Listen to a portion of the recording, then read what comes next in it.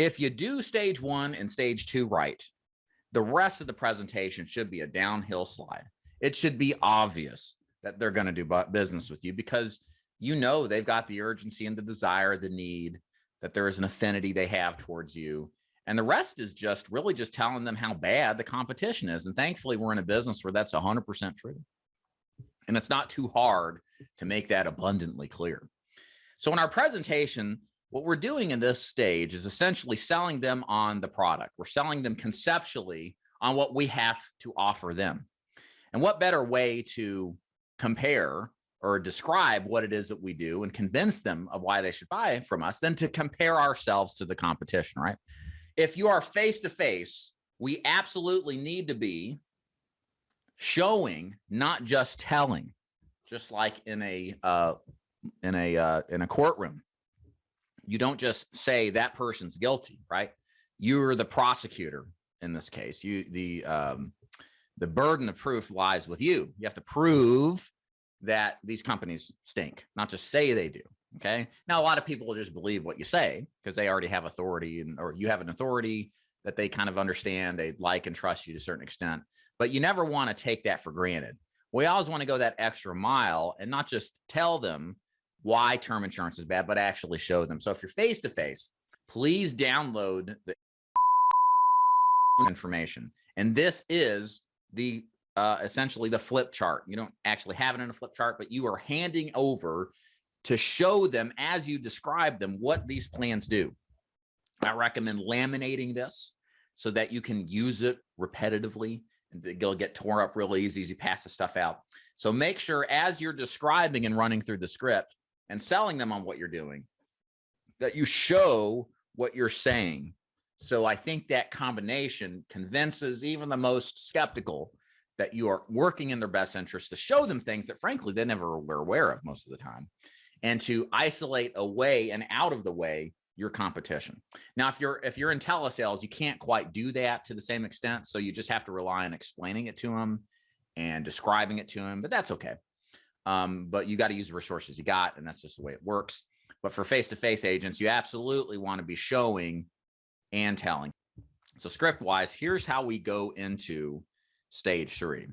I want to explain to you how our programs work so you can get a better idea of the details, because bottom line, you need to pick the program to start that's in your best interest. You don't want to get the wrong type of life insurance because not all insurance programs are the same. Okay, makes sense? Perfect. Okay, so let me show you this first of all, or if I'm on the phone, I'm going to say, so let me describe to you this. You probably heard of offers all sorts of insurance, including what's called term life insurance. Do you know what term life insurance means? No, I don't. Great. Most people don't. That's okay. So I'm going to explain to you very simply how to remember what term life means. This is very important. Term life terminates. And I kind of let that sit there for a second. Like terminates, that means end. Wait, insurance that ends? There's immediately a red flag that goes off in people's mind, but I want to make sure they absorb that. So term life terminates. In other words, Mrs. Prospect, if you buy any kind of term insurance program, and if you can actually outlive it because it cancels at a future date. For example, you buy that plan and it's fine up to the point you reach 80.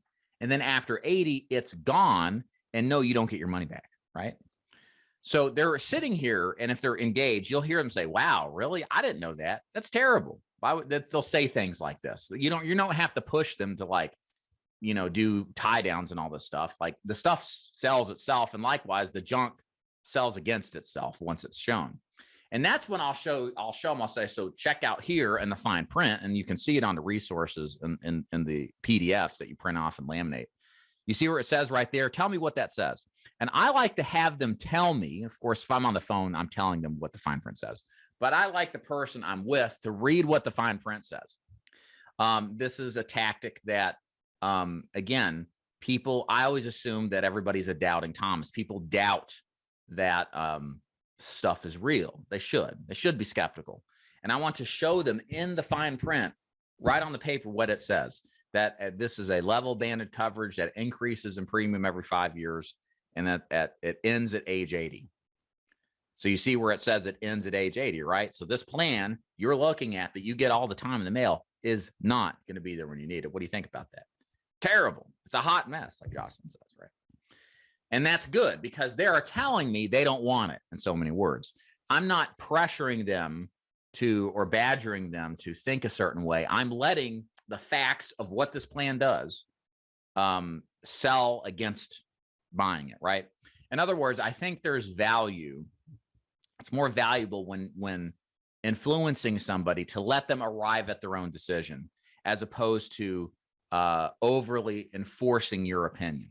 People who come to the decision on their own through the process of examination and review of the evidence that they feel one way or the other, they're likely more, they're going to be more likely stronger in that belief in that position. This is important as you sell insurance because your clients will still get junk mail and other agents coming to your house. So part of the purpose of a proper presentation to knock out the other guys is to prevent them coming back in when you're not there to stop it.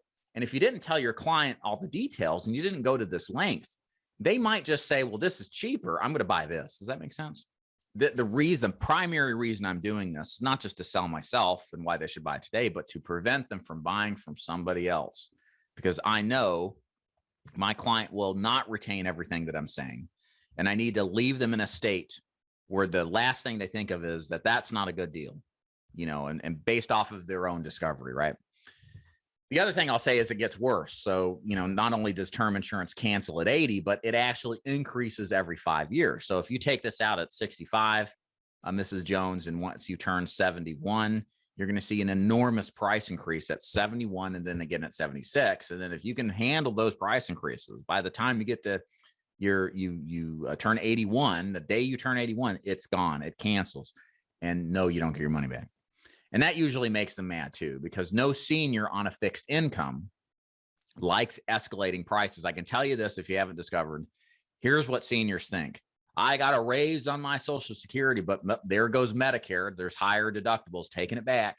Or that now they're raising the rent on us because they know everybody's getting Social Security raised, blah, blah, blah, blah. So they see these rate increases and they hold them in disdain. And more so, I think, for seniors because they're sensitive to small increases because of their fixed income.